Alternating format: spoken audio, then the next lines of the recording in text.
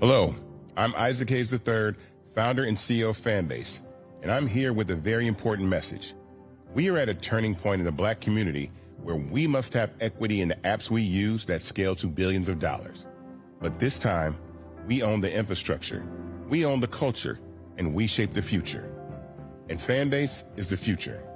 Fanbase combines the free functionality of Instagram, TikTok, and YouTube into an all-in-one platform built for the evolution of social media and monetization. With over 1.4 million users, that's real proof that we are shifting the conversation of tech ownership and equity for creators. So right now, I want you to go to startengine.com/fanbase and invest today. The minimum to invest is $399. That gets you 60 shares of stock in Fanbase at $665 a share.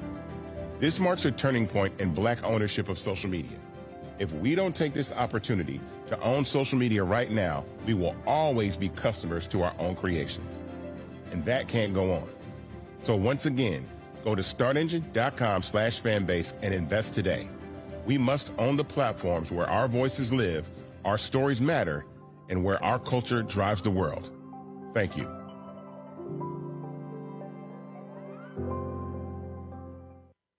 Folks, Black Star Network is here. Hold no punches. I'm real revolutionary right now. Support this man, Black Media. He makes sure that our stories are told. Thank you for being the voice of Black America, Roland. Hey, Black, I love y'all. All momentum we have now, we have to keep this going. The video looks phenomenal. See, this difference between Black Star Network and Black-owned media and something like CNN. You can't be Black-owned media and be scared. It's time to be smart. Bring your eyeballs home. You dig?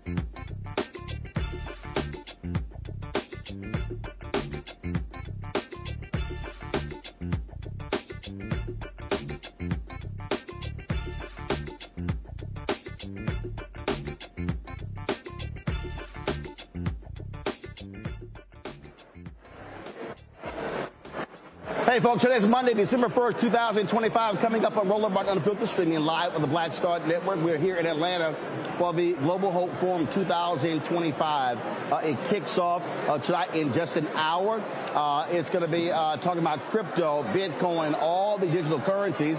Also entertainment, Deborah Cox as well. Lots of things that are happening over the next couple of days. Bishop T.D. Jakes, among others, will be speaking here at this annual conference, and we'll have more over the next couple of days. Also on today's show, Indiana Republicans are moving forward with a gerrymandering. They will destroy 2 Democratic seats. One of them, Congressman Andre Carson of Indianapolis. So we'll tell you about that, but it's not guaranteed it's going to happen. Also, Axios talks about the attack on Black history. We'll talk with their Midwest editor about how Donald Trump's Pentagon has banned nearly 600 books by African-American authors. Also, on today's show, we'll break down the Fox News back in the culture war gutter. And so, you don't want to miss this absolute foolery. Also, an appeals court makes it perfectly clear that Donald Trump's attorney general in New Jersey, appointed illegally, cannot serve as a U.S. attorney for that area. Plus, Georgia Republicans' youngest black executive committee member resigns after trying to hook up with a 14-year-old boy. That and more. It's time to bring the funk on Roland Martin Unfiltered on the Black Star Network. Let's go. He's got it. Whatever the biz, he's on it. Whatever it is, he's got the scoop, the fact, the find. And when it breaks, he's right on time, and it's rolling. Best believe he's knowing. Putting it down from sports to news to politics. With entertainment just for kicks, he's rolling. It's on go, y'all. It's Roland Martin, rolling with Roland now. He's funky, he's fresh, he's real, the best, you know he's Roland Martin now.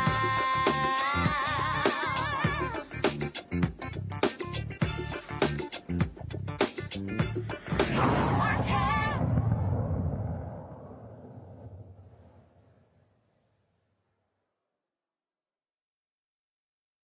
This is a live look at the 2025 Global Hope Forum. Thousands of people have registered for this conference, focusing on economics and its impact on our community. Over the next couple of days, we're going to be sharing with you a number of stories and interviews from here, talking to a variety of folks. And so we look forward to sharing that with you. This is probably the 8th or 9th year to actually broadcast from Global Hope Forum, and so we look forward to doing so. All right, folks, let's talk about politics. In Indiana, Republicans unveiled a new congressional map that, if passed, would remove all Democrats in Indiana in 2026. Right now, the delegation is 7-2 Republican to Democrat. Their map would make it 9-0, eliminating 2 Democratic seats, including that of one of Congressman Andre Carson. Now, this is a dramatic effort. Frank Mervar's district in northwest Indianapolis would also change. Under the map, Berrien County,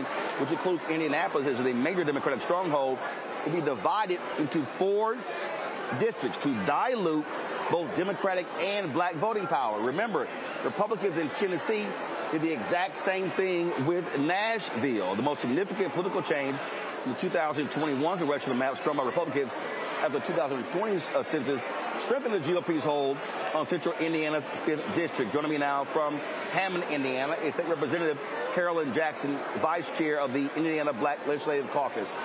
Representative Jackson, glad to have you on the show. Now, here's the deal. It's not etched in stone. We have emergency 2 Republicans, senators, who have said that they are not going to support this effort. And so what we've understood, and please let us know, do Republicans actually have the votes? We know that Donald Trump has been targeting them, inviting them to the White House. One Republican said, wait a minute, this violates the Hatch Act. So what's the likelihood of this new map passing? You know, I think that there is a very strong likelihood that this map will pass. However, we just got the information literally a couple of hours ago. And we are in the process of going through it, looking to see where we can try to stop and to try to file amendments and do what we can to let our community's voices be heard. Because clearly, Hoosiers have already spoken. They have said that they do not want the maps redrawn. There are quite a few senators who have voted against it. However, I don't know if you know it or not, but they have been targeted with bomb threats, with the swatting, and all kinds of things like that to try to force them to change their mind. But the question is, once it leaves the House, should it pass the House, which I feel it will they continue to hold to their word of voting against it? Yeah, because for a while there, you had Indiana Republicans that said, sorry, we're not moving forward. They were adamant against it. Donald Trump kept putting pressure, inviting them to the White House. And then all of a sudden, that began to change. Cracks began to appear. Like I say, 2 Republican state senators right now on record are saying they're not going to support this. There were hundreds of people who were at the Capitol today protesting this action as well. That is correct. And with those people coming out and protesting, contacting their state legislators and letting them know that they are not for this, I hope that the legislators will listen to their constituents, because their constituents don't want this. They know it's wrong, they know it's cheating, and they know that the only reason why we're in session now is to carry Donald Trump's water, basically. So how are African Americans being rallied in Indiana to be against this map? Obviously, they're in Indianapolis. As I said at the outset, what Republicans in Indiana want to do with Indianapolis is exactly what Republicans in Tennessee did when they carved up Nashville into 4 separate districts, splitting that up, guaranteeing that there would not be a Democratic member of Congress from Nashville. That's what they're trying to do in Indianapolis. Yes, voters are angry and very upset. We had voters come down from Northwest Indiana, which is about a 2.5 or 3 hour drive. I don't know if you know it, but it's snowing here. The weather is bad. We've had a lot of unsafe conditions on the highway, but they came down here anyway to speak up, speak out, to let their voices be heard, to say, no, we don't want this. I have not had not one of my constituency contact me and say, Representative Jackson, I certainly want you to support the redistricting. I have not had one. My phones have been blowing up, and all of them say the same thing: no redistricting. The same thing with my colleagues who are in Indianapolis. Not one of them has received a telephone call or email or any correspondence saying, please, please redistrict. They're all saying, no, we don't want a redistricting done. This is unprecedented, and we know it's cheating, and it's specifically done to liquefy our votes and to liquefy our voice. They don't want to hear what we have to say. Well, and obviously one of the issues that people are looking at, the violation of the Voting Rights Act, that's one of the issues that we have. But again, Republicans, they're looking at Republicans right now. The Supreme Court is looking at a case, and so we don't know if the VRA is going to even have that impact. And so we're waiting that Supreme Court decision. And so if the Supreme Court rules against, frankly, Section 2, this case out of Louisiana, that could greatly impact the ability to fight these gerrymander maps, these racist gerrymander maps in federal court. Absolutely. But the reality is what they're doing is it's unlawful, it's illegal, and they don't care. They're doing everything they can to force to their way and wait for the results later, hoping that it gets to the Supreme Court where Donald Trump has all his cronies there, where they can say, no, it's okay for you all to do this. That's just basically wrong. But that's what it appears to me and to a lot of the people here in Indianapolis. All right, then. Well, look, keep up the fight, and we'll be following this to see what happens next. Thank you so much. Appreciate it. Gonna go to a break. We'll be right back right here. Roland Martin Unfiltered on the Black Star Network, live from Global Hope Forum here in Atlanta. Back in a moment. This week on the other side of change. Book bans, anti-intellectualism, and Trump's continued war on wisdom. This is a coordinated backlash to progress. At the end of the day, conservatives realized that they couldn't win a debate on facts. They started using our language against us, right? Remember when we were all woke and the woke movement and all that kind of stuff? Now everything is anti-woke, right? When we were talking about including diversity, equity, inclusion, higher education, now it's anti-DEI. All this are efforts to suppress the truth because truth empowers people. You're watching The Other Side of Change only on the Black Star Network. Are you ready for the holidays? This week on A Balanced Life with Dr. Jackie, we're talking about all things anxiety and the holidays, whether it's performance anxiety, presence versus presence, making certain that everybody in your space understands the boundaries and how to respect your home. This week, we're talking about those things that will allow you to have a peaceful holiday season. It really is not about perfection. It's really about, the house feeling warm and cozy and peaceful. You don't have to like everybody, but what you can do is be cordial in those environments. That's all this week on A Balanced Life with Dr. Jackie here on Black Star Network. What's good, y'all? This is Doug E. Fresh, and you're watching my brother Roland Martin Unfiltered as we go a little something like this. Hit it. It's real.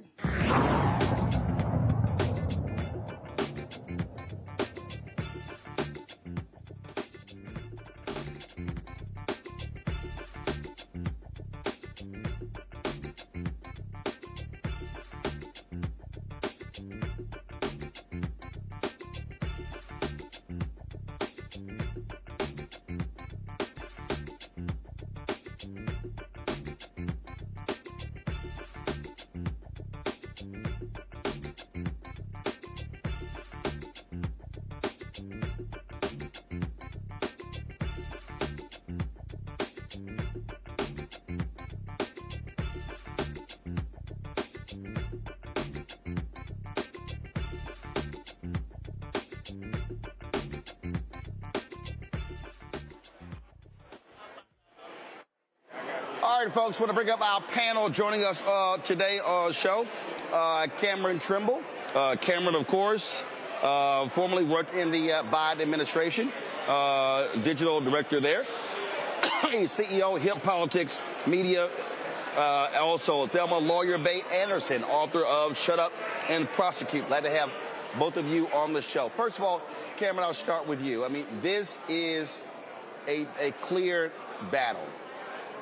What we're seeing, Republicans are scared to death they're going to lose the House next year. Donald Trump's approval rating per Gallup is now down to 36%.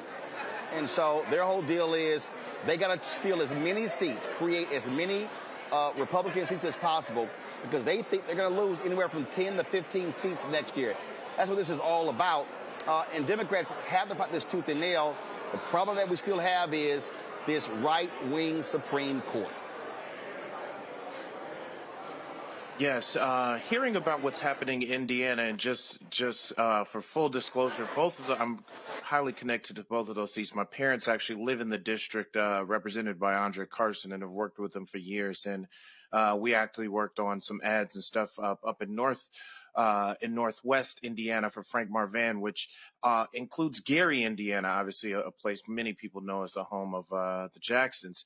And to think that Indiana could go from those two seats and those two representatives to potentially no Democratic representation, when the Hoosier state has a strong history of Democrats, even going back as far as Democratic governors and Democratic senators, for them to gerrymander in district that they're seeing the pushback, but I don't think people will stand for it. But it just shows how how treacherous this game is and how 2026 could be a completely rigged playing field come election day. So I'm really hoping that they don't get those votes in the state house. But if they do, it is not a foregone conclusion we'll lose them, even if they split up Indianapolis. But that just means that we're going to have to get even more voter turnout throughout the state. Thelma, look, what has happened to Republicans is crazy. 9 Republicans have been swatted. They're getting death threats. And this, we've talked about this beforehand.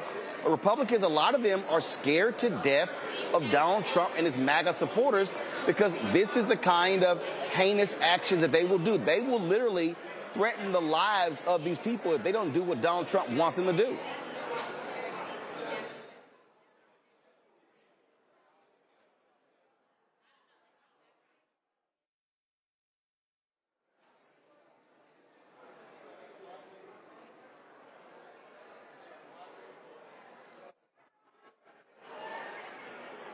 Bill, I think you're muted.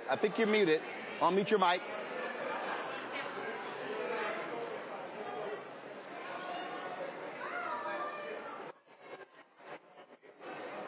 All right, so we got to figure out what's happening with Thelma's audio, and so let's do this here. Take a quick break. Y'all fix your audio, then we'll come back right here in Roland Martin Unfiltered on the Black Star Network. Can you all hear me? Violent white supremacy is, quote, the most persistent and lethal threat in the homeland. The greatest terrorist threat to the homeland is the homegrown violent extreme, including hate crime committed on behalf of some kind of white supremacist ideology. They are coming after everything in Black America. MAGA and Donald Trump are specifically targeting Black America. They are going after the money. Attack Black Lives Matter. Attack critical race theory, attack woke, DEI. MAGA wants to defund Black America. This is a perfect example of their desire to completely degrade and de-emphasize Black people.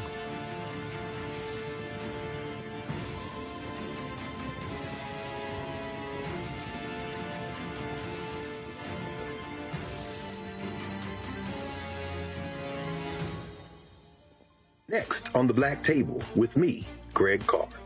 Our legal roundtable is back in session as we look at yet another potential landmark case being considered by the United States Supreme Court.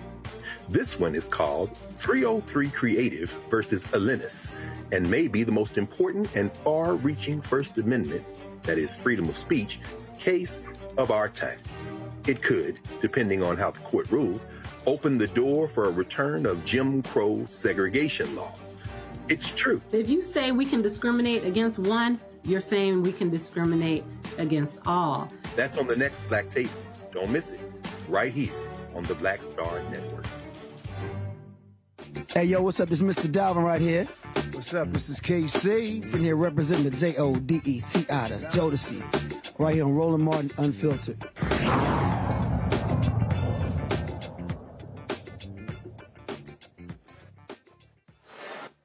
All right, folks, welcome back.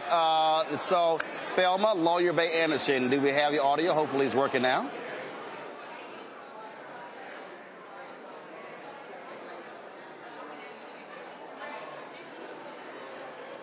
Thelma, can you hear me?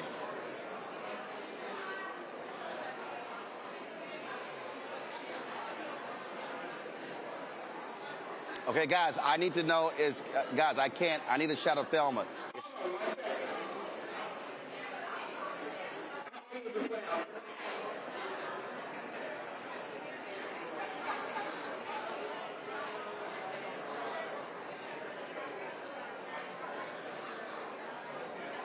I don't understand how we had her in the break, but we don't have her now. All right, okay, so Cameron, let me ask Cameron a couple of questions. Y'all, get this fixed now. Cameron, this is the nightmare scenario that too many Democrats were not paying attention to in 2016 when Hillary Clinton was running for president. Too many Democrats and progressives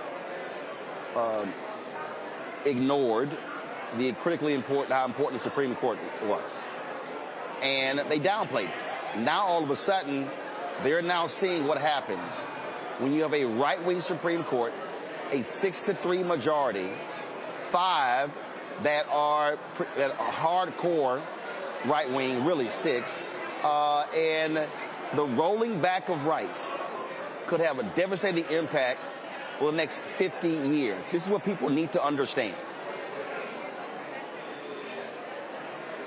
Yes, I think we didn't anticipate that some of the norms that were consistently broken by the Republican Party over the year in order to pack the Supreme Court, the fact that they withheld Obama's last appointment, the fact that they rushed through, even after Joe Biden did win the 2020 election, to replace Ruth Bader Ginsburg, and they rushed through another appointment, the fact that they were hyper intentional on getting justices that I believe are in their 40s, knowing these are lifetime appointments.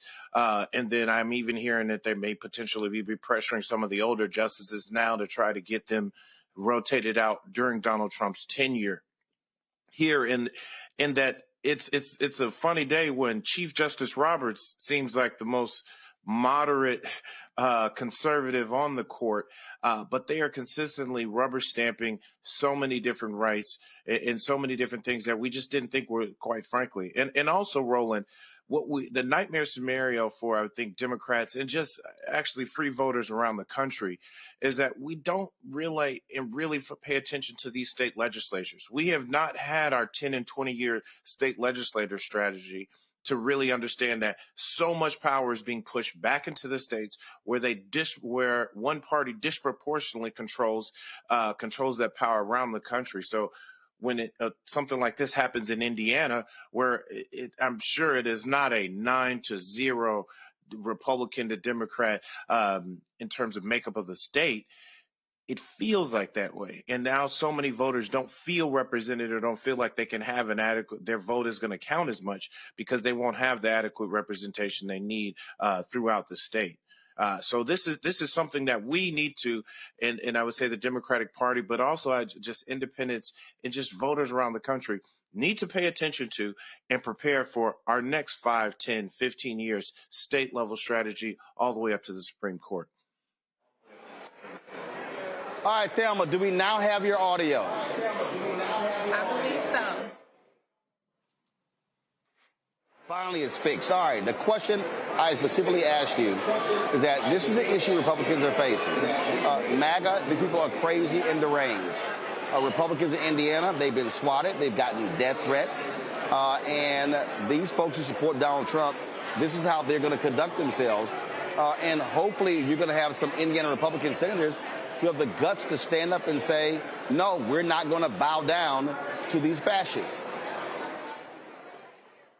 Honestly, I doubt that is going to happen. I doubt that they're going to have the balls, because if they did, we wouldn't be right where we are right now with these individuals having to deal with what we as individuals who probably are Democrat, we deal with this all the time, especially with this type of leadership and this stronghold that this man have on the delusion that is within the Republican Party. I honestly don't believe that anybody got the balls, the guts, anything to say enough is enough. We got to go back to the principles and what this country actually stands on, and not on the principles of the orange Cheeto man that has so much that we can really get into. But I think they're all afraid. They all look like they are in fear, but nobody wants to do anything about it.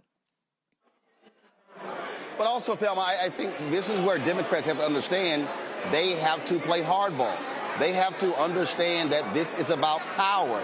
These folks want power. You can't reason with this. So you've got to fight for power, to take power from them the same way they're trying to hold power. Yes. I believe the same way that MAGA targeted their base by fueling that what was already built in them, the Democrats got to do the exact same thing. We are tired of them sitting on the sidelines, being mute, and some of them not cute. But we are tired of them sitting on the sidelines, letting them run this country into the ground. You got to stick up. You got to stand firm. You got to hold the line. And that's simply what the Democrats are missing. I'm hopeful that they are getting information like Beyonce, because if they continue down this road, we are going to continue to fall behind, and people's rights cannot afford them sitting on the sidelines like they have done these past few years. And that particular point there, Cameron, I've been making it clear to people that what we have to understand, again, this is about the next 50 to 100 years. What you're seeing from MAGA, from these Republicans, it is white fear. My whole book is about that. The whole book is about white fear. And what they have to understand is what we're dealing with here is that they are afraid of the browning of America. And so all of these attacks have a direct result on the power, the political power of black people, the political power of Latinos. And Latinos had better wake the hell up. They don't give a damn about them either. But this is absolutely a massive attack on black America and our future. Yes, this is something that unfortunately black folks have gone through before, but I don't think this kind of power and this kind of grab for minority, specifically for black political power, black economic power, black voting power, has happened since the Reconstruction. So we're talking well over 100 plus years since we've seen this type of stripping away of our power. And the problem is, while it's happening right in our face, I feel like it's happening still kind of quietly, piece by piece, where we are not rising up. We're not doing as much as we can to stop it. And we're going to look up, and it's going to be, we won't have many places of recourse, because as if the highest court in the land is backing this and setting precedent and setting legal precedent that every other lower court controls and upholds, then that means when we do try to sue our way into some of these rights backs, when we do try to wrestle back some of these rights backs on a federal and a state level, we won't really have the legal recourse to do so. So this is an opportunity now where I think state by state, Democratic power, black leadership, black political power needs to stand up, because we can't look past 2026 and say, oh, we'll hope for the 2028 election. The 2028 election will not be here. We will not have the same votes power or checks, or the proper checks and balances to even be able to hold on to the little bit of power we still do have. But here's the thing here, Thelma, that I think people understand. There was a case that originated out of Arkansas. It's not been affirmed by a conservative appeals court. And in that particular case, they argued that only the Department of Justice can file voting rights lawsuits. That means that if this lawsuit goes over to the Supreme Court, and the Supreme Court affirms that lower court decision, that means that the NAACP Legal Defense Fund, Lawyers Committee for Civil Rights Under Law, Transformative Justice Coalition, Black Voters Matter, ACLU, Mark Elias's group, that third-party groups cannot file voting rights lawsuits if this holds. And this is what I'm trying to get our people to understand. I saw a video earlier today, and I can't stand, Thelma, all those pop the balloon shows. But there was a pop the balloon show, and a sister asked the brother whether he voted. And he started going on about some bullshit, and she was like, no, hell no. He popped a balloon. She's like, hell no. And he was like, my vote don't count on the federal level, but I believe in voting local. And then he meant to say municipal, but he actually said medicinal, and he said that. And what was crazy to me is that this brother, a middle-aged brother, was a perfect example of what I'm talking about. And people need to understand how real this is. And I have been saying this. They this is a massive assault on Black America. They want to defund Black America. They're going after every institution in Black America. And folk who want to sit out and act like voting don't matter, they're outside of their damn minds. This is for real. This is a massive war we are engaged in. The one issue that I have mostly with our people is we saw this coming and we got too comfortable. When you look back at our ancestors, and even when we go back to the civil rights movement, they was not getting comfortable. They were mobilizing. They were making sure that they utilized their power, resources, connections in order for us to mobilize to make sure we had our rights. And now we get to this point where we're sitting on the fucking sideline and watching what our people worked so damn hard for and also lost their lives in order for us to be in this position. We can't be comfortable. This is not going to be comfortable because we utilize those years to forget the fact that how we got here. And that's one of the main reasons why I started to utilize my platform, knowing that, yes, I have the legal knowledge, but I also got the street knowledge. I also know how to articulate in order to speak to my people so that they can understand the urgency and the importance. I don't know what kind of steps they missed, but we ain't got now another step to fucking miss because we missed those steps years ago. Now we're here fighting from behind instead of fucking ahead. Cameron, you're talking to a younger demo. And I'm telling you right now, 1835 had better wake their asses up because, listen, in 20 years, 18 is going to be 38. 35 is going to be 55. And listen, they don't understand. If they hit civil rights, economic rights, start limiting books, education, every facet, we're talking about literally Jim Crow 2.0. Now, you won't have separate water fountains, but you are going to have a completely different America.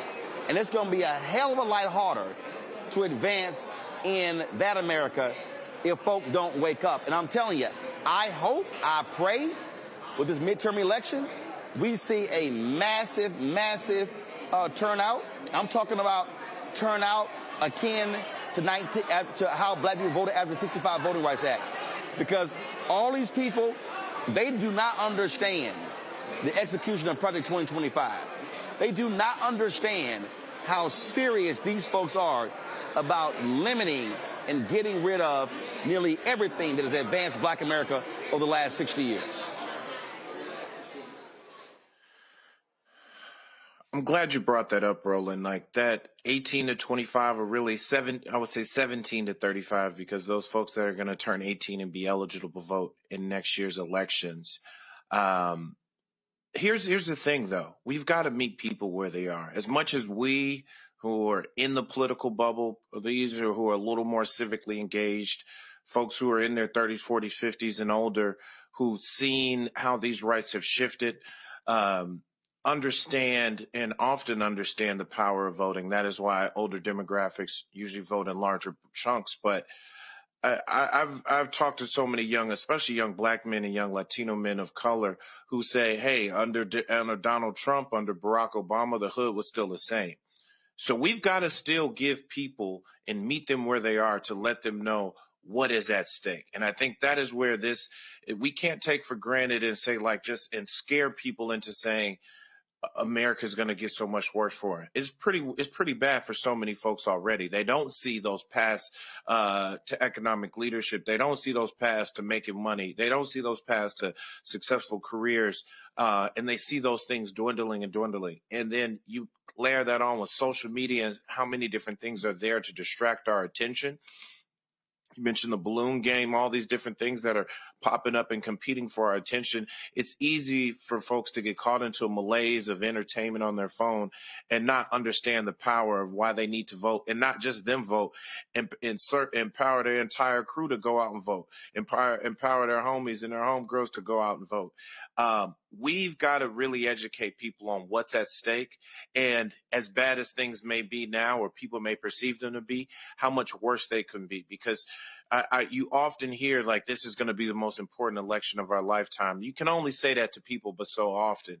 And then when they don't see those resources, they do vote and don't see those resources come back to the hood, don't come back to their neighborhoods, don't see these things change, we've got to educate them on what their vote will mean and what we are trying to not only protect, but advance. So we've got to give that message and spend this next 350 some odd days, 360 odd days to the next election, ensuring we're educating and touching people and meeting them everywhere they are to let them know the power of their vote. Because we cannot just hope that the scare tactic of this is good, all our rights are going to be lost, is going to be enough to get that record voter turnout that we saw after, say, the Voting Rights Act in the 60s. Well, I'll say this to folks. It's not a question of scaring them, but they are seeing the reality right now of what happens when you don't vote. And remember, Trump is going to be there 3 more years. So if you thought this last year has been crazy, the next 3 are going to be even crazier. Going to go to a break. When we come back, we're going to talk about how MAGA is doing all their best to shut down black book authors in the Pentagon and all across the country. You're watching Roland Martin Unfiltered on the Black Star Network live here at the Hope Global Forum in Atlanta.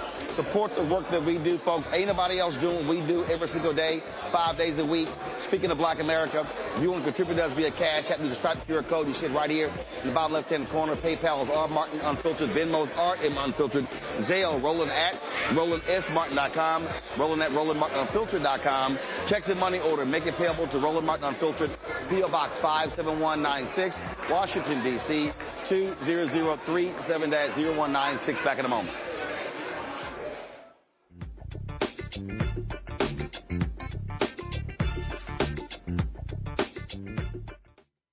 Said the quiet part out loud. Black votes are a threat, so they erased them. After the Supreme Court gutted the Voting Rights Act in 2013, Republican legislatures moved fast. New voter ID laws, polling place shutdowns, purges of black voters from the rolls. Trump's Justice Department didn't stop it, they joined in. In 2018, his DOJ backed Ohio's voter purge system, a scheme that disproportionately erased black voters. Their goal, erase black votes and political power. Yeah, that happened. These are the kinds of stories that we cover every day on Roland Martin Unfiltered. Subscribe on YouTube and download the Black Star Network app. Support fact-based independent journalism that centers African Americans and the issues that matter to our community.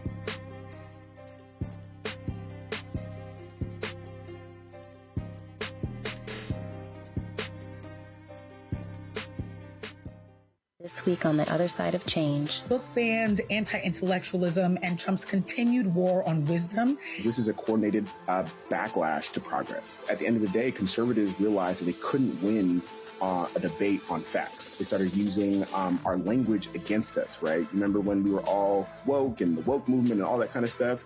Now everything is anti-woke, right? When we were talking about including diversity, equity, inclusion, and higher education, now it's anti-DEI. All this are efforts to suppress the truth because truth empowers people. You're watching The Other Side of Change only on the Black Star Network. What's up, y'all? This is Wendell Haskins, a.k.a. Win Hogan at the original T-Golf Classic. And you know I watch Roland Martin Unfiltered.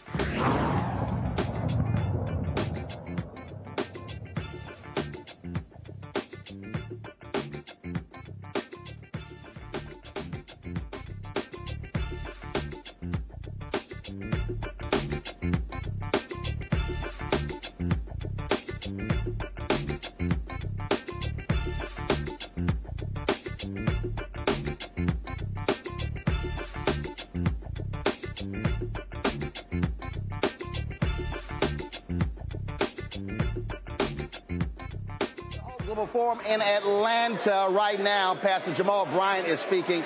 We're going to take that for a couple of minutes, then come back and talk to my next guest.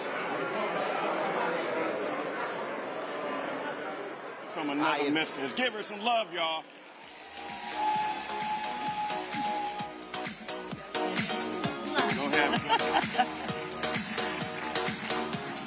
Good evening, everyone. Don't you look fabulous? Great to see you out here. Hello.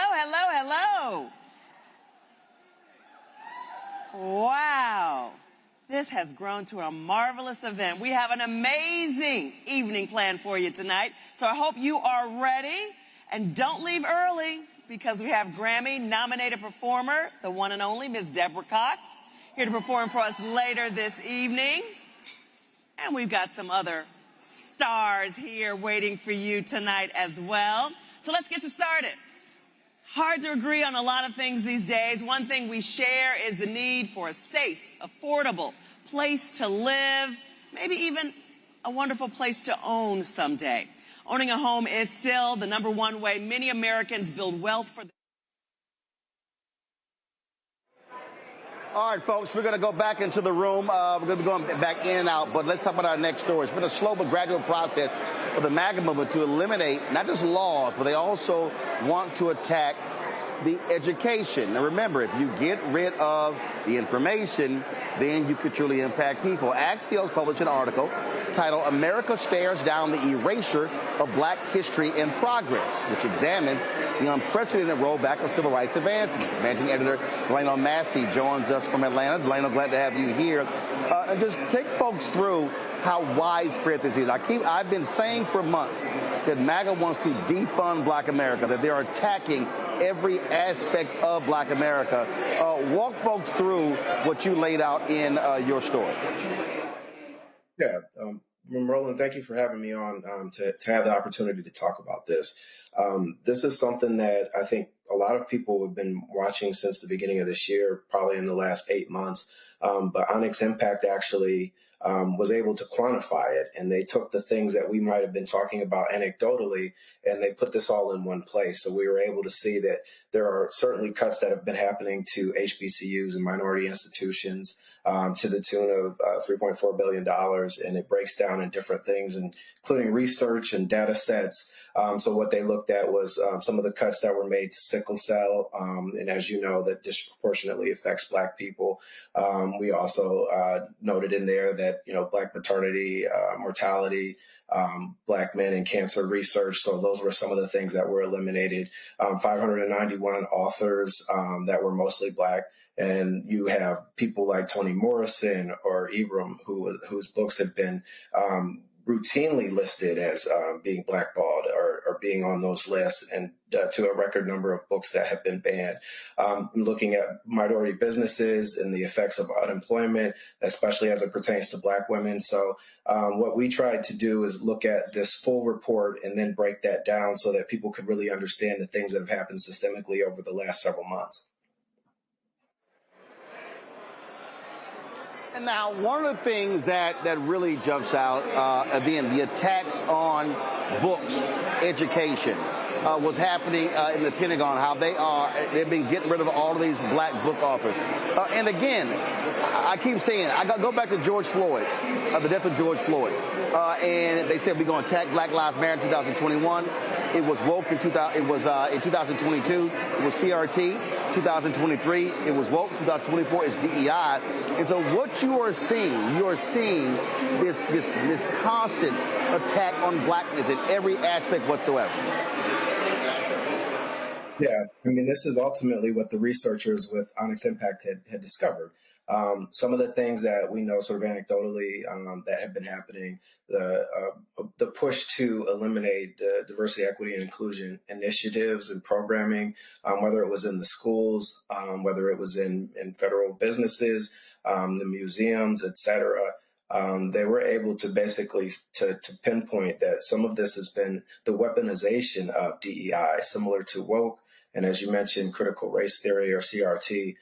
Using, this as a political chip and basically making people believe that this is it's a dirty thing, or there's an unfair advantage that actually comes with this. And that was actually one of the things that the White House had pointed out when I reached out to them on this article. They feel as though they've been doing a number of things that have actually leveled the playing field and eliminated an unfair advantage that they perceive DEI has given, especially as it pertains to minorities. So when you look at this and your story sort of lays it out, and I keep just yelling for people, this is massive. This is comprehensive. This is not just, one or two things. This is a wholesale attack on Black America. Yeah. If one of the researchers that was involved in this was Maya Wiley of the Leadership Conference on Civil and Human Rights. They also released a poll last month that basically taps into people's emotions and how they're feeling in this particular moment. That over 57% of people, I believe, think that there's a chance for there to be a civil war, that people feel like that this idea that there is reverse discrimination, that's actually not really true, right? There are things that I think that researchers and historians would say that there is a very systemic and a targeted approach to a lot of this that dismantles a lot of this infrastructure or the scaffolding that was created, especially during the civil rights movement, where you had some progress and it eliminates some of the things that we saw even, in an aggressive manner. We did a story earlier this year. You mentioned George Floyd, but after, we're looking at this 5 years later, was this actually a reckoning or was this more a reaction to a particular moment in the racial unrest that we saw? A lot of the things that happened in that time frame, including some of the companies, Fortune 500 companies, a lot of them have already eliminated some of this, and we saw that over the last couple of years. So certainly the researchers and the historians feel like this is certainly a moment where it is very intentional and it is targeted, and that's exactly what the Onyx Impact Report puts out there. Questions from a panel. Cameron, you first.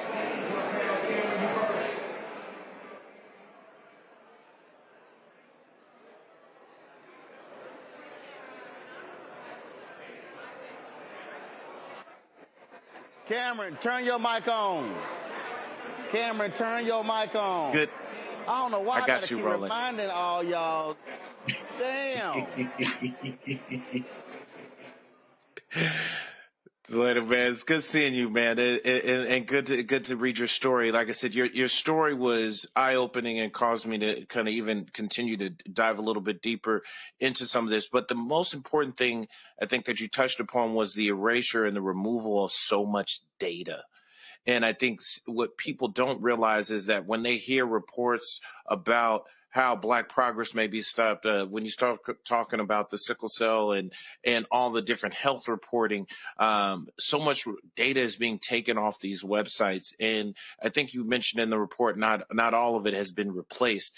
Did any of your reporting come out like, is there any recourse for organization and watchdog groups and so many others to be able to get back the data on the reporting of, I would say, the overall state of Black folks, of Black economics, Black health, all those different things? Like, what do we do to be able to capture that data and make sure we're able to, it's put back out there for the public? Yeah, I think that's part of the challenge, right? This is the concern that certainly the researchers have, because if that data is not there, then it's almost like it didn't exist, and it also it makes it a whole lot more challenging to be able to find remedies to certain issues, right? Like sickle cell or maternal health. This is like one of the greatest concerns, especially with the reporting and the people that I talk to, just not really knowing what this full impact is going to be of all of these different cuts. And there are some things that the media attention certainly helps to reverse course. And we saw that with some of the history that was mentioned on there. We saw Arlington Cemetery being one of the places where they removed some of the history, whether it was Jackie Robinson and others. Like, we wanted to, the media has put more of a focus on that. And sometimes I think that's maybe the greatest recourse. Somebody who hears about it can actually take action and figure out a way that they can solve it. But, it's certainly not going to come from the federal government at the moment that they've decided that they've eliminated that funding. Thelma.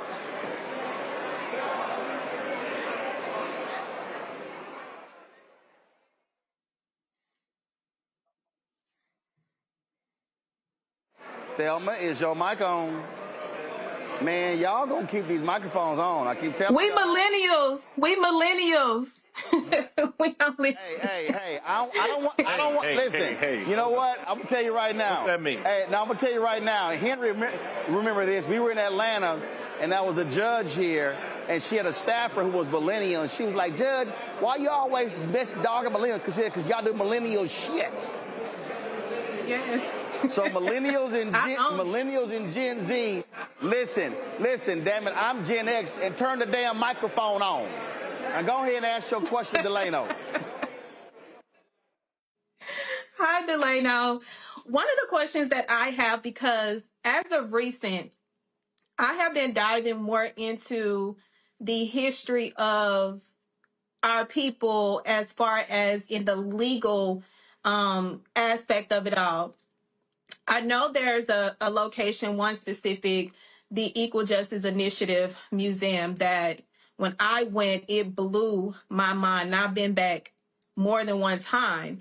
And I was just mind blown because a lot of the history that was in there, I didn't see that in the school system. I didn't see that taught to us when, of course, we have our traditional Black History Month. And I was embarrassed. I was like, I don't know my history the way that I thought that I did. So with that, do you think with locations such as Equal Justice Initiative or any other organization can be utilized to retain such sensitive data that is going to be needed based on the destruction of this administration that got 3 more years? And I know in 3 more years, it can wipe out everything. You know, there's I think a very wise person once said to me that innovation sometimes comes from necessity. And what we know in this particular moment, and some of the people that I've talked to, certainly some of the civil rights organization leaders and others, you mentioned that museum in Atlanta. I certainly think that the Museum on Civil and Human Rights is great. It just reopened recently and they renovated it. I think there are a lot of entities and also people who understand the importance of doing the work and making sure that we capture it, and making sure that we capture our history, and that we're able to sort of retell our history. Because one thing that's clear throughout the course of history is that ultimately it winds up being left to each generation to figure out how they're going to retell some of these stories. Because even in the case of news and the media, it is harder in a lot of ways to get those stories told, which was one of the things that was supposed to have been an outcome of the 2020 reckoning, if you will. And so being able to actually be the ones to tell the story and to pass that down, I mean, ultimately, that's why you have griots and people who pass that information down generationally. But there are museums that are here. We have people who are trying to conduct this work and trying to capture a lot of this information right now because they know the importance, and they're also very much worried about the very real possibility that information might not be available. All right, then. Well, listen, our whole point here is to inform folk, let them know what's going on so they can be aware. And I'm telling you, I need our people to realize they cannot be asleep at any of this. And so, Delano, great reporting there.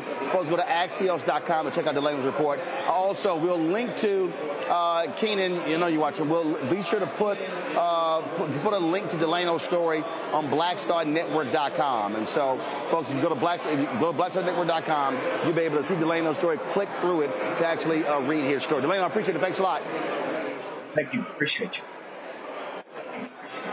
Folks, I keep telling y'all the right wing wants America to be white. That is their focus. My book is White Fear. When we come back, I'm going to show you what a commentator on Fox News said. Well, basically what she's saying is, if y'all ain't white, y'all ain't right, and we don't want you in our country. Yeah, I'm going to show that for y'all when we come back. Also, Alina Habba, you know, Trump's dumbass attorney. Well, guess what? The appeals court rules she should never have been appointed a U.S. attorney. I'll tell you about that. Lots more to break down as we are live here at the Hope Global Forum 2025 in Atlanta. This is outside here in the hallway. Give me a shot of what's happening inside the room where the program has started. We have a concurrent live stream happening on the Black Star Network right now. And so you can also see the broadcast as well. And so we'll have some of that when we come back right here. Roland Martin Unfiltered on the Black Star Network. Back in a moment.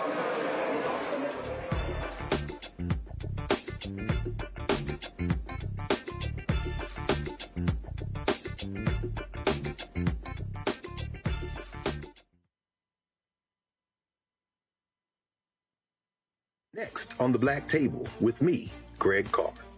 Our legal roundtable is back in session as we look at yet another potential landmark case being considered by the United States Supreme Court. This one is called 303 Creative versus Alennis, and may be the most important and far-reaching First Amendment, that is freedom of speech, case of our time. It could, depending on how the court rules, open the door for a return of Jim Crow segregation laws.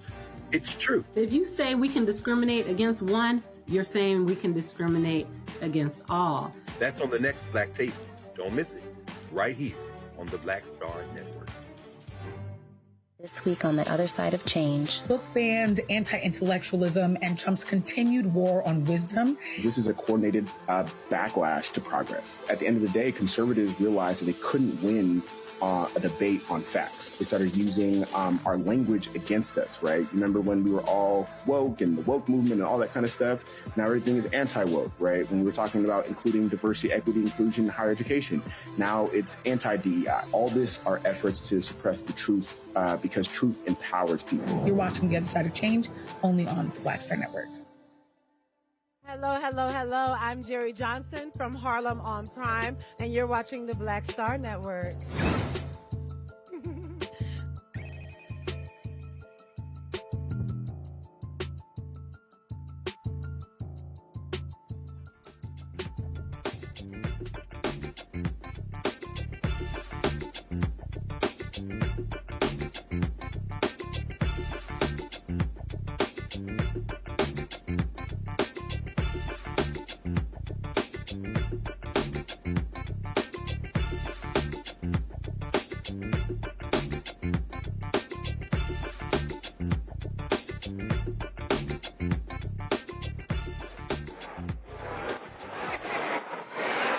Folks, we're back. Roland Martin Unfiltered on the Black Star Network. Let's go live into Global Hope Forum. Let's hear some of what this conversation is taking place on the main stage. Whether you have a big staff or a big budget or you're just starting out. Yeah, I don't think many people knew that you could do that because I think a lot of us look at like a Matterport or something and we think that you need to hire somebody also to help. I tease this, like I know we are all maybe a little bit tired of talking about AI, generic AI. So I really want you to be specific with me in this next section, which is where you see it actually measurably improving the experience for home buying, for finding somebody, for finding homes. Yeah, I think you'll see it show up in the cracks of all the things you're already doing. Is kind of the way I think about it. Of course, AI is something we go to ChatGPT or we go to Google Gemini and we ask it questions in new ways. We're all going to do that. Hopefully it will answer more questions than we can answer today. But it already exists in generating the listings I talked about. It exists in the agent software that all of our agents are using. We have more than 100,000 agents that use our agent software. It's a software system called Follow Boss. No one who's not a real estate agent would ever know that software system. But 100,000 agents every month are using it to respond to clients.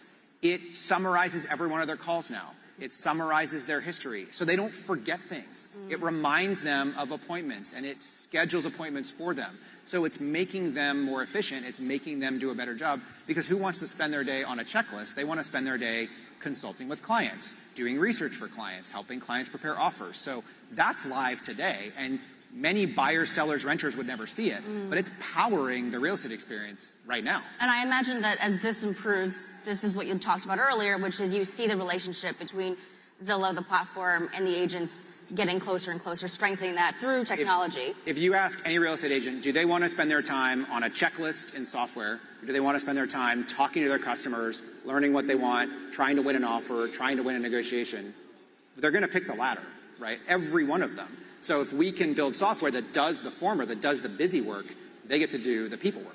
So with AI, there's also concern about the algorithms. Is it biased? Is the data clean? Yeah. When you're building these tools and you're using these tools in your platform, how are you ensuring that this is all being done fairly, equitably?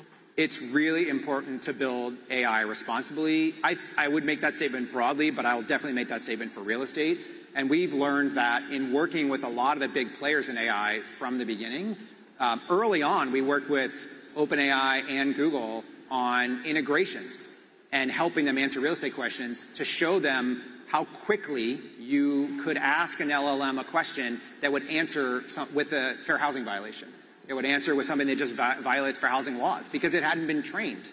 And so we built a trainer, effectively a fair housing classifier, that we use, that we give to everyone to use. It's open source. So you can train a model to say, I can't answer that question, or here's the only way I can answer that question, to help make sure the technology does the right thing. It's just like a simple example of how, as you develop these tools that are moving so fast, that yes, we need to have a little bit of regulation. We need to make sure we can build responsibly, but we have to do it so that we can keep innovating. And you have to balance those things. Well, one thing that you've said in the past, which I think is the through line.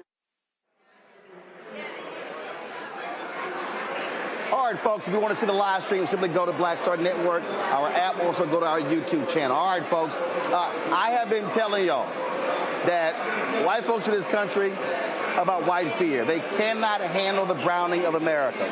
So this was a segment on Fox News. And look, that's like king of the white folks, all right? And so check this out.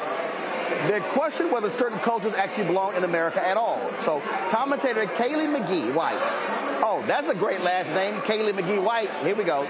She said it's asinine that people can't openly claim some cultures are, quote, quite literally incompatible. All right, so here's the video.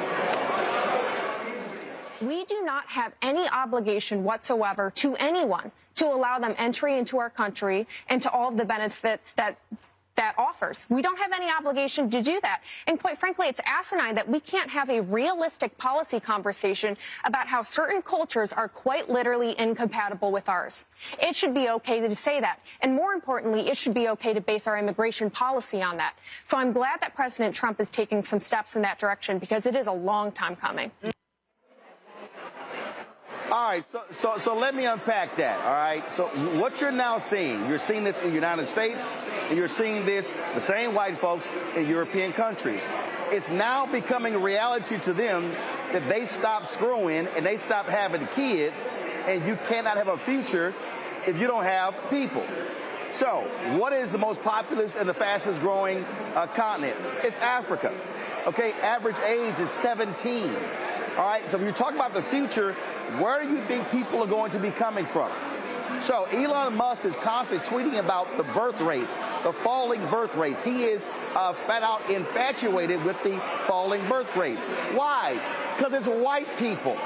White people in America stop screwing. They stop having kids. White people in Germany. White people in Italy. White people in Finland. White people in Ireland, white people in England. You can go all across Europe, these Western nations, and they stop screwing. So now they're freaking the hell out. They're freaking out because of black people. They're freaking out because of African immigrants. They're freaking out because of Latinos. And so that's what you're seeing. So I need people to understand the attacks that you're seeing in America right now, you're seeing happening all across the globe, because right now, 2/3 of the world we've known for decades, 2/3 of the world people of color. But now, that was fine when the Asians were in their countries and Africans were in their countries, Latinos were in their country. The problem now is you cannot have a future if you do not have people. I've done this segment way too many times. Y'all, it's real simple. It's very simple. And that is this here. So let me just break it down to you. Let's say right now you got a family. Mom and daddy had 8 kids. Let's say those 8 kids four of those kids don't have any kids. That means that only four of their kids have children. Let's say they have two each. So you go from 8 children to having 4 kids having 2 each. That's now 8. But let's say 6 of those kids choose not to have any children. Well, guess what?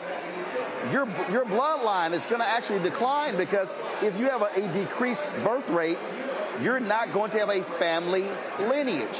It's the exact same thing. In this country, you have to have people in order for you to continue. So when you look at a city or a town, a shrinking population, that means people move. Why is the Midwest of the country massive amounts of land and few people?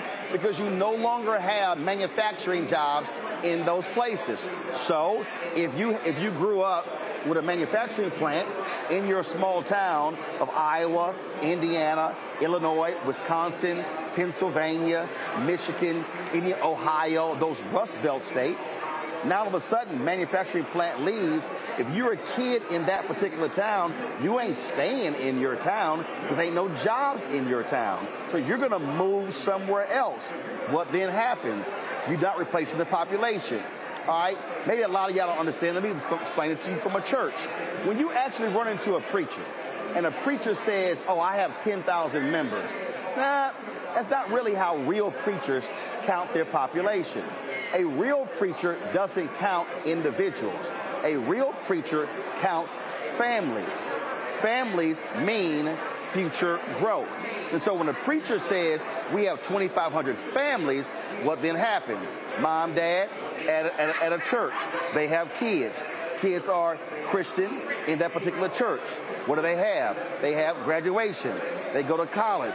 They get married. All those things that happen typically in that particular church. Well, if you're transient and all of a sudden, if you had 2,000 families or 1,000 families or 500 families or 200 families, now 5 years later, you have, let's say your small church, you got 200 families. Let's say 5 years later, you now have 160 families. Guess what goes down? Tithing goes down. Volunteer goes down. Workers go down. And so if you start decreasing the number of families, you're no longer going to have a church in 10, 20, 30 years. The same thing happens with population. So what these crazy deranged MAGA white folks, they are upset because what they want, they say, oh no, we want people like ourselves. So Donald Trump, he wants white people imported. That's why he's targeting white South Africans. They didn't go to the G20, so we're not going to the G20 because the South African president talked bad about us. No, you called them shithole countries, and so that's what you did. So you need to understand what's going on here. I need y'all to listen to the language of these right-wing conservatives. They are speaking whiteness, and that's what this segment was all about. Thelma, I keep trying to get people to understand this, and that's why these attacks, like when I listen to these dumbass FBA people who attack black immigrants, not realizing 10% of black population in America are black immigrants. And so for us to be sounding like them on immigration is pretty stupid, because that's literally the future population. It's coming from African nations. So we're idiotic, trashy folk who look like us, and we're sounding like these crazy, racist, white MAGA folks. Listen, the one thing that I picked up on her whole conversation is the fact that they don't like each other. That's the reason why they haven't continued with their lineage to grow, and now they're behind and they're looking like, oh, we got to deport all of the immigrants because if we don't, then we're going to be outnumbered. Y'all were outnumbered when y'all came over here and stole this land. Y'all were outnumbered when y'all stole us. Y'all have been stealing since the inception of you all coming over here to steal land, and y'all are concerned about the individuals that y'all stole labor, stole body parts, stole human life from, taking over. We don't care, because if we started telling y'all that y'all need to be deported because y'all not really supposed to be here anyway, and y'all have no legitimacy here anyway. So if we really compare who's supposed to be in here, who don't, and who actually built this country on their backs, then they will be shipped out, not even with first class. They need to be shipped out the way that they came, in the thieves that they are. I mean, Cameron, the reason that's hilarious, there was a clip I saw of Alina Habba, and she was going off on television. Man, I should have pulled that clip. She was going off. Oh, here it is. She's been railing about safe harbor and bragging that, quote, America is America because we protect our own.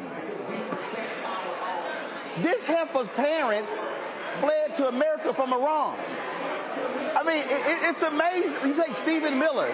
Stephen Miller's own family says, well, if there was no immigration, he could not have been born here, and he would have been born somewhere else. It's amazing to listen to these people. When I was debating Patrick Bet-David, that crazy conservative, he's from Iran. He's talking about same thing, and I'm like, take your ass back to your country. It's amazing how these folks, like even some of the Latino voters, voted for a Trump immigration crackdown. I'm like, wait a minute. So you crossed illegally, but now you good, but now you want to send other folks back. So it's amazing listening to it, but really, when you hear these white folks say it, their whole deal is they want America to remain pure, to remain white. They want blonde hair, blue eyes. That's what they want. And everything about their agenda is about whiteness. And that is the agenda of MAGA, of Trump, and today's Republican Party. And that's why they have no problem with Nick Fuentes.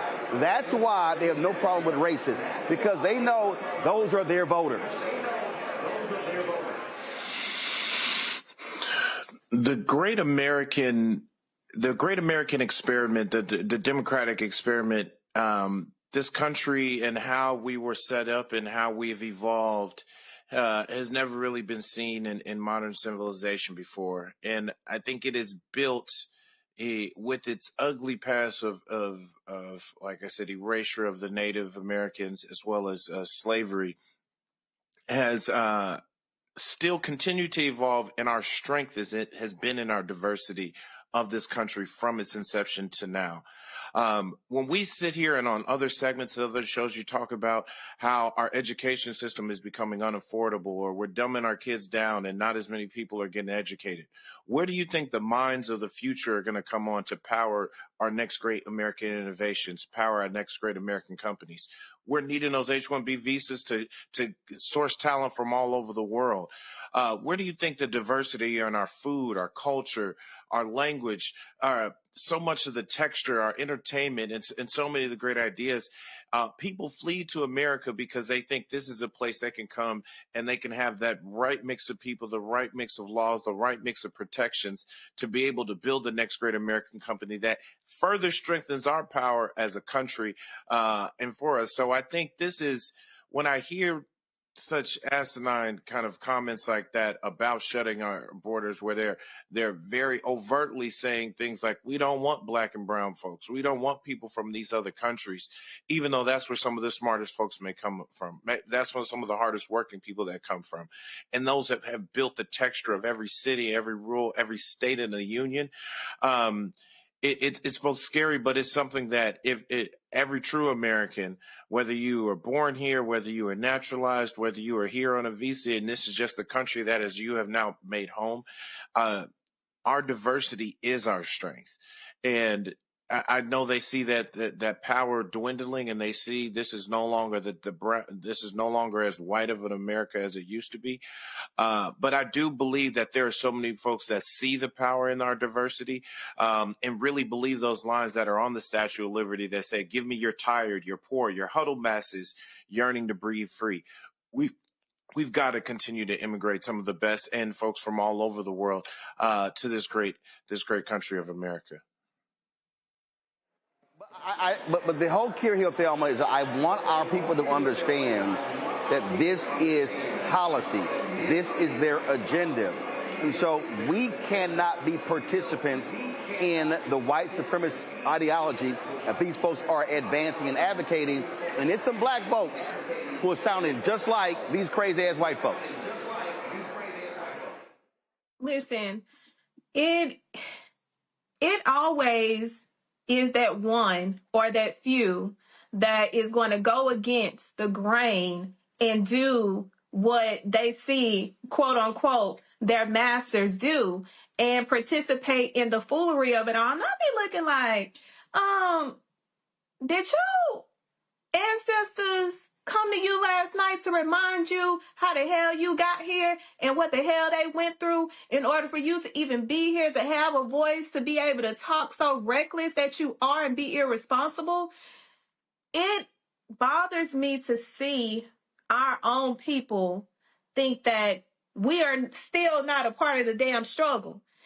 The reason why they are going on this rampage is because their fears are being seen and being put out in front of their faces to actually see digitally that, oh shit, like our worst fears of the brown people utilizing their skills, the ones that we used to utilize for free, and we used to try to keep them from being able to flourish, is coming, and it's coming in the masses. And to see our own people sit up here and participate, and I'm like, did you take your medicine? Because you cannot be on the same damn planet, and the planet that the reason why we are in this position to have the power that we do have is because we come from a lineage that had to fight so fucking hard. And to see you trying to participate, or no, not trying, but participate in the bullshit of it all, we gonna ship you out. If you want to go with them, you can go with them. But as far as the ones that we got to fight for to maintain the fact that we are here for a reason and we are not going anywhere, no, we can't have any cracks. And these cracks in the ceiling is causing the roaches to come in. And I ain't talking about us.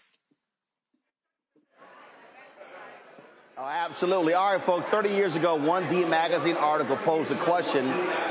Fort Worth still hasn't answered who really runs the city and what is the Fort Worth way anyway. Well, the 817 podcast sat down with a journalist to put that phrase on the map, Katie Sherrod, longtime journalist, and she talked about how power works in Fort Worth was changed since the 90s and what it's going to take to change it now. But here's the deal. I want y'all to listen to what she says about race and whiteness and what happens, how we got to make white folk comfortable in discussing race. Check this out. We have to go back to our history. Texas is a state. We fought for independence, not out of some grand thing like the Declaration of Independence, was because we wanted to keep on owning slaves. Mexico was going to outlaw slavery, and we didn't like that. We wanted to keep owning other human beings, and so we had a war, and we won our independence so we could do that. So white supremacist ideology is embedded in the DNA of this state, and it is embedded in the DNA of this city, and we kid ourselves if we think it's not. Yeah. It's embedded in white people's DNA. I can say I'm not racist all day long, but that's bull, because the world I grew up in layered that in me, and it's a daily fight for me to remember that, acknowledge it, and try to overcome it, because it's a problem for me. I do not mind being made uncomfortable by that. But I would say at the heart of it, the base of the Fort Worth Way is let's not make rich white